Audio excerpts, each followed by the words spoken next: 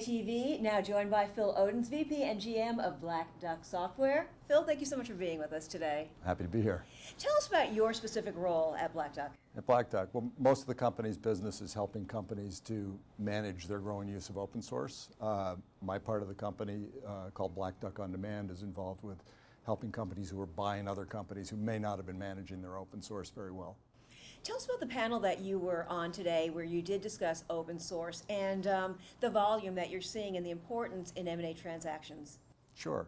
Well, the panel was on the subject of cracking the code in technology, and it was specifically talking about this issue of open source, the two-edged sword of developers getting a lot of productivity about using freely available code, but on the other hand, not necessarily asking the questions that would lead them to mitigate the risks potentially associated with it.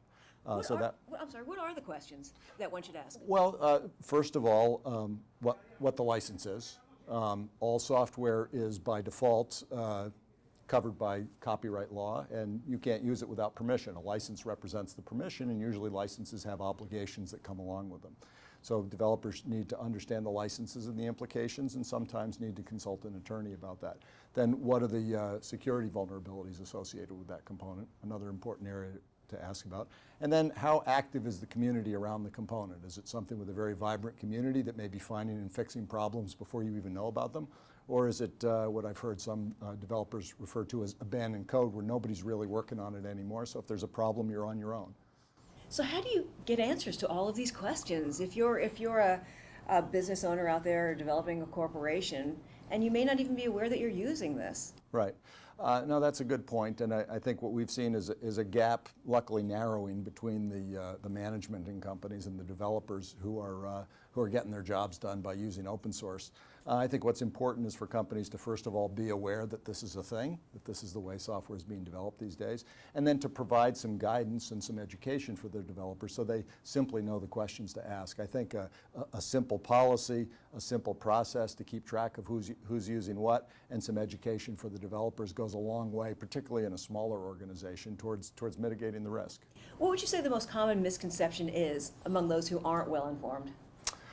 I suppose it's just that if it's there and usable, that you can use it without asking those questions. That the assumption is somebody who really doesn't know the nuances might think it's public domain, which has a very specific meaning, and that if it's there, you can use it and nobody will ever know. And the fact is that all of this software comes with a license and some of these other limitations. And what is the future of open source? Well, I think it's more and bigger. We've seen a monotonic trend of increase in the number of open source projects out there. It's now well over 1.5 million and continuing to grow. We've seen an increase from developers on average building 10% of their code out of open source to now being 50, even 80% on average. In a transaction, we tend to see around 30 to 40%. So I just think those trends will continue. And we touched on this a little bit earlier, but let's just get into it a little bit more. You know, someone watching this may be thinking about potential liability with this. Right. So the best advice for someone who is trying to protect themselves against potential liabilities while using the software, what would you want them to know? Well, I think on the sell side, any company that may be anticipating getting bought someday, even going for funding, should know that they're likely to get asked the questions about this. They're likely to be asked what open source is in the code, under what licenses, and what processes they're using to track that. I think on the buy side, buyers should make sure it's on their technical due diligence checklist.